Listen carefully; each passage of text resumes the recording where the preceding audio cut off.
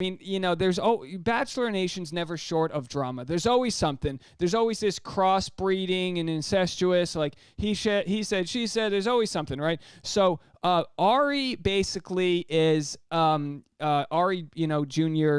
He married Lauren, what's her face? They got some kids, whatever. He just got COVID, but he posted before the election something. He said he posted a poll. Let me see if I can pull up the poll.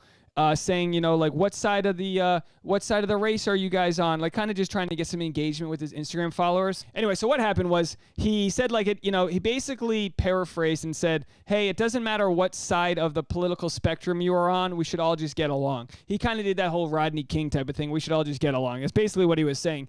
And then Taylor responded, and she was like, actually, I don't think we should all just get along when one of the sides wants X, Y, and Z.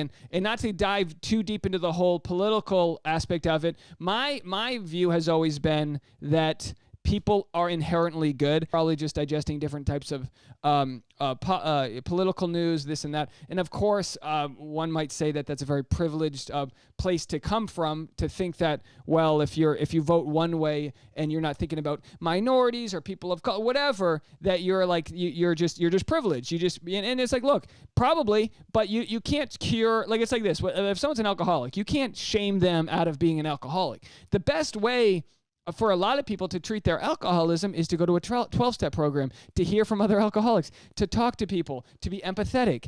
And our society isn't empathetic at all right now. If you voted for so-and-so, you don't support X, Y, and Z. You'd rather have kids locked in a cage and this and that and da-ba-da-ba-da. And it's like, you might be right, but the power of communication, emotional intelligence, the power of communication is reaching across to the other person and understanding that, in like building a connection. If you create a wall, if you step on that trap that creates a wall, you're not going to get through to them. So anyway, Taylor posted a response to him, kind of calling him out on his Instagram, and that was fine. Call somebody out. That was fine. But what was weird was a week or so later, she posted a Instagram story with some some sex related product she was selling. Like I think it was like a numbing or lubricating masturbation pad. I'm not sure exactly what it was, but of course I have a podcast about sex, dating, and relationships, so I'm completely open when it comes to talking about all that. And sexual health is a good thing. It is good to feel your feelings, your love, your sexuality, and all that in whatever safe and appropriate way you see possible. It's your body. You do with it what you want. I'm all on board. So he commented on her Instagram and said, love how you came after me for posting an election poll, but you're advertising masturbation pads or whatever the hell this is, ... classy. That's what he wrote to her. A week or two after her initial diss on him. Here's the rule, guys. I know Arie's a little older here. Here's the rule. If you're going to diss somebody, you need to respond to that within 48 hours. You can't. That's like the that's like Seinfeld episode. That jerk store comment. You gotta respond to the diss, right? It's like you can't. If you're playing tennis, you got to hit the back and forth. He waited a few weeks to then make fun of her for a completely different topic. Now, the only way he could have come back at her is if she posted something hypocritical to what she posted before. But what we have here is apples and oranges. She was criticizing his political points of view. Now he comes back and essentially sex shames her. So I am completely on the side of Taylor having the right to make her money in any way she wants, whether it's an OnlyFans account, a Patreon account, podcasting, selling photos, Party City images. It doesn't matter. It's not up to you. It's not up to me how somebody else makes their money. As long as they're not hurting other people or doing something that's just reckless or setting a bad example, they're entitled to make their money their own way. Arie, now here's where I have beef. It's like, Taylor, what good do you think you're going to get messaging Arie in the first place? I get it. I've said this a million times. You got to crack a couple eggs to make an omelet. I totally understand that. But what I don't get is thinking you're going to change his point of view. He's a rich guy who had the world given to him, living in what was a Republican state, now it voted Democrat, in Arizona. But like, what conversation is this even starting? Are we adding to the conversation, or is this just muck, and it just felt like muck to me. So she called him out, which she has every right to do. She said, "How are you going to say we're all okay?" What she initially said to Arie was, "How are you going to say we're all united when the other people are literally voting against the rights of their neighbors?" And then she goes, "They're both good. They're both people on good sides. It's bullshit." Anyway, so she then accused him of bullying her, and again, hearing this come third party from me, it's probably really annoying because it's like a he said she said on their Instagram stories. But this is what she responded to his sex shaming of her. She said, "I get it's hard for white men specifically to understand their privilege because y'all really benefit from upholding white supremacy. Shit you made up. Shit you made it. So when someone, especially a Jesus Christ, bisexual person of color, got it, wow, asks for accountability or calls into question your problematic or harmful opinions, you're quick to belittle, shame, and deflect," she wrote. "It feels threatening, and how dare I? You want to put them back in place, make us be classy for you. Well, sorry, I don't exist to be classy for you, and I won't be small or ashamed or who I am or what I do, reacting to accountability as if it's a form of oppression. With childish bullying, sex shaming, and belittling is sad, shows all your privilege, and it don't work here. Good try, though. Oh, and this is for you, Arie." So she really called him out. I mean, as far as the Bachelor Nation goes, this is like a pretty big call out because, like, look, and she has every right to call him out. I just wish she did it more personally. Again, this is gonna sound like I'm defensive of Arie, and I'm not. As a white male, I don't relate to him in one bit. But as a guy, I've got my own privilege. But the conversation about privilege is interesting because she should have gone more specific with this privilege. Privilege is something you're given in life. Like work ethic isn't a privilege; it can be something you developed. Height, eye color, having hair; those are privileges. Skin color, breasts are privileges. Again. The highest of the privileges in our society seems to be the straight white male people talk about. But it's important to note that there are different privileges. She should have gone after him for wealth privilege. His dad's a Hall of Fame race car driver. She should have just peppered into the daddy's boy angle. I mean, that's just me. Look, it's easy to say straight white male. I just think you could have gone way more specific with the privileges you want to accuse him of having. And a note to Arie, look. This is advice. We can all. I mean, she's out there doing her own thing. Okay. Yes, she started it in a way by commenting on you, but your response wasn't even in the same parallel universe. You just went off on a different highway and you looked really bad.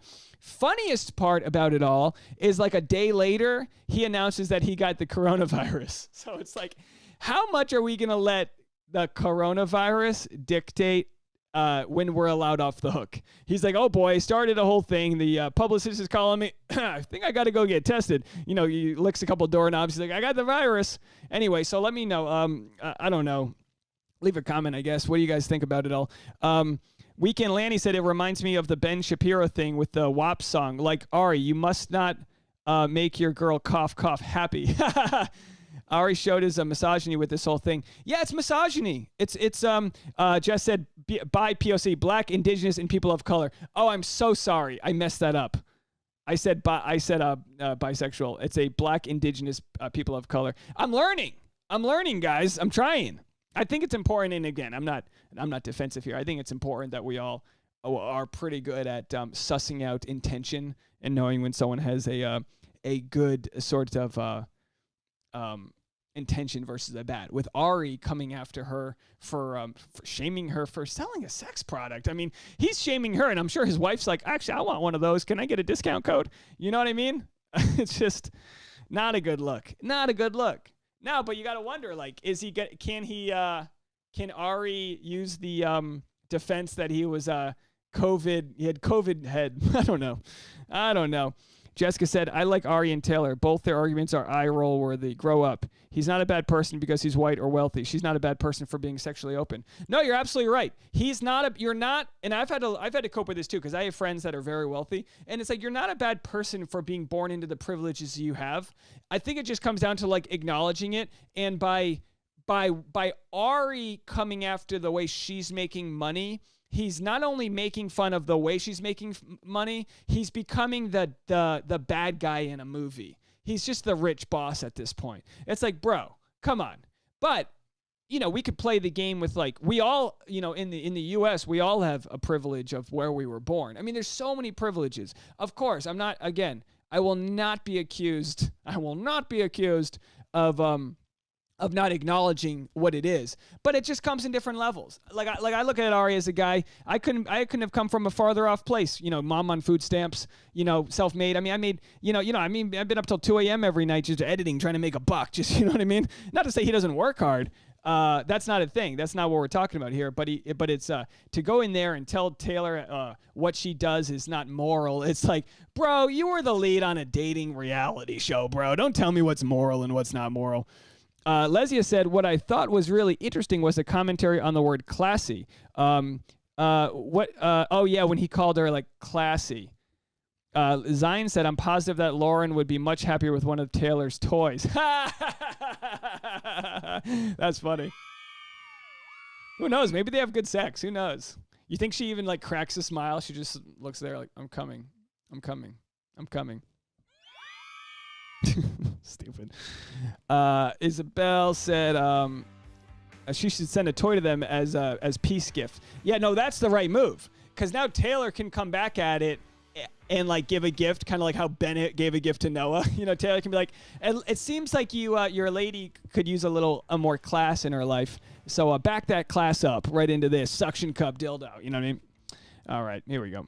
Anne said she just got to hear what happened. We were just talking about Arie and Taylor, little issues that they had. But yeah, I get annoyed. Here's the thing. I just get annoyed when like here's a problem with Taylor, right? So then she posted something maybe a day or two later, and she said, Taylor, if you don't remember, she talked before Bennett did. She was the first one to talk about emotional intelligence. That was like her big deal. Was it emotional intelligence? And it's like, look, you can. And we're all guilty of this, right? Like I remember like, I took a class in, foreign policy in college, and I thought I knew all there was to know. And I remember at a family party I was talking to a family friend, and he was like a wealthy CEO of a company in New York City. And like, God knows how much money this guy made, just like looking back on it. And I remember trying to talk to him about politics, and I was like 19. I was like, what do I know? So when you see someone who was like Taylor talking about emotional intelligence when she was like 23, it's like, come on, like you can't therapy another dating show contestant.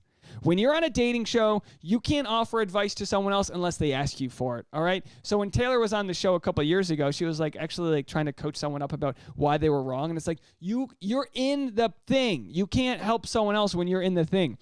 So this is what she said regarding the emotional intelligence. She said, thinking back to how intensely bullied I was for even using the term emotional intelligence and questioning it, and maturity and so on, along with many other people. Literally just seeing it in comments back then would make me spiral. Some intense depression after that episode. Took years to come to terms with that trauma. From the abusive, toxic, unhealthy relationship that it was, to the airing of it, to the mass national bullying on social media. It was all so much. I was much smaller then. F that S, what a wild ride.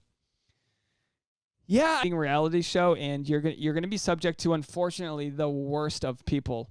The worst. I don't know what it is. Maybe it's because I've gotten older. And again, I haven't been scrutinized nearly as much as these people. But I've posted videos where I get nothing but vitriol and angry comments. And you've seen the trolls in the comment section saying things. Luckily, old Sheriff Oz over there just kicks him right out. Just boom, right out of the thing. Just punches him, sock him, bops him right off the woohoo.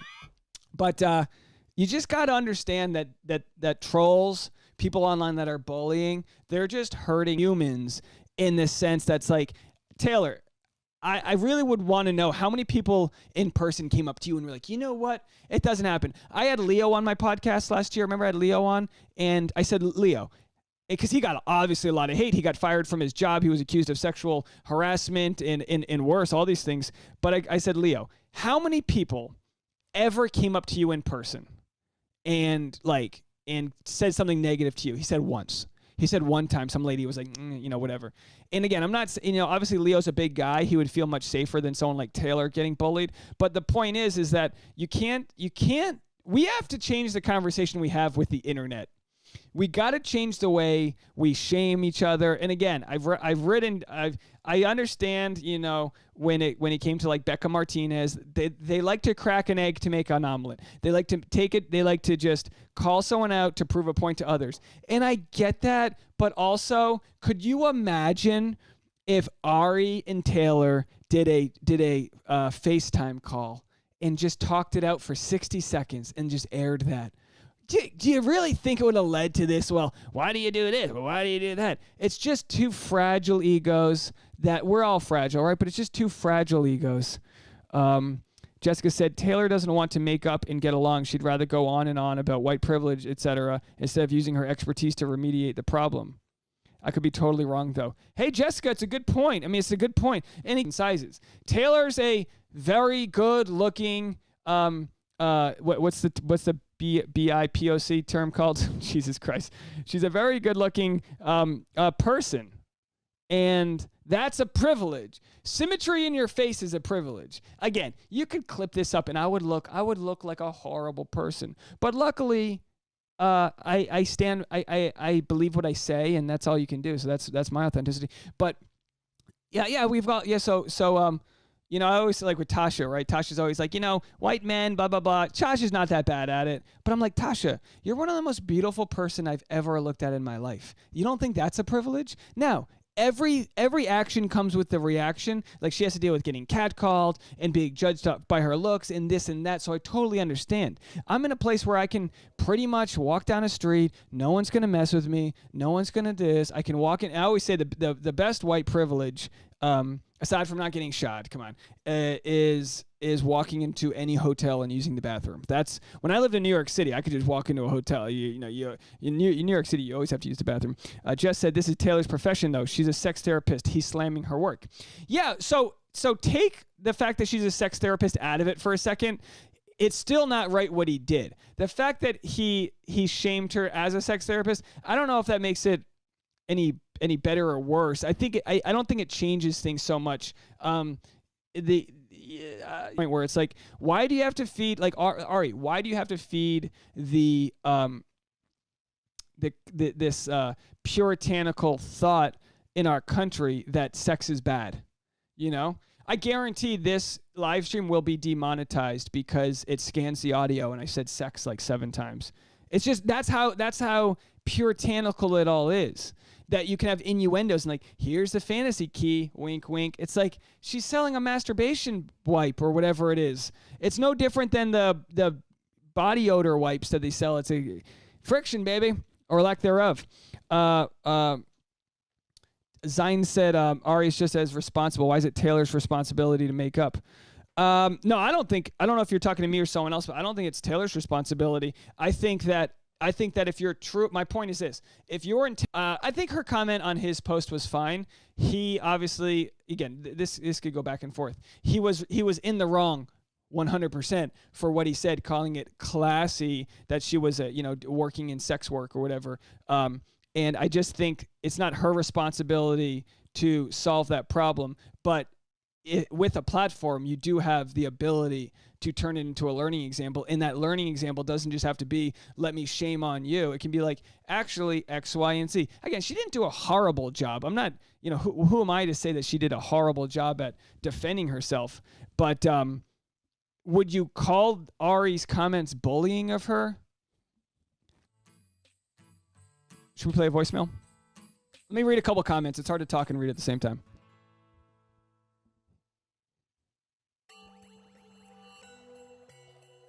Jess said he should keep his prudish views off her work. Absolutely. Leah said, I'll be back in 10, so please wait for my voicemail if possible. If not, no biggie. All right, Leah, I'll wait for your voicemail.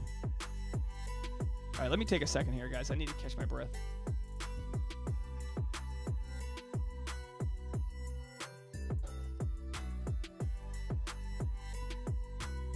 Yeah, Arie could have done such a better job at dissing her.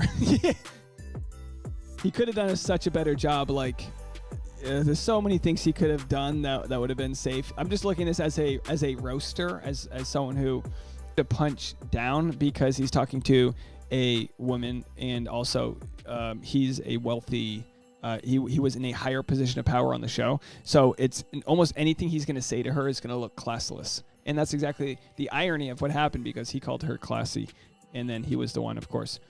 Anyway, let's move on from that. I think we all came to the same conclusion there. Haley, you're going to have to rewind it. We're done with that talk. Jessica said, I think that's what it was. He wanted roast revenge, but he failed miserably. Yeah, I mean, look, hey, take it from me. Take it from a stand-up comic. When a joke bombs, it sucks. But I can't say, oh, that joke sucked. Hey, I got COVID. I got to go. When a joke bombed, I mean, he bombed, and not to say it was meant to be a joke. He meant a roaster, and he bombed it. It didn't come off well. Like, you got to run that by your friends. Doesn't Arie have a friend he can run it by?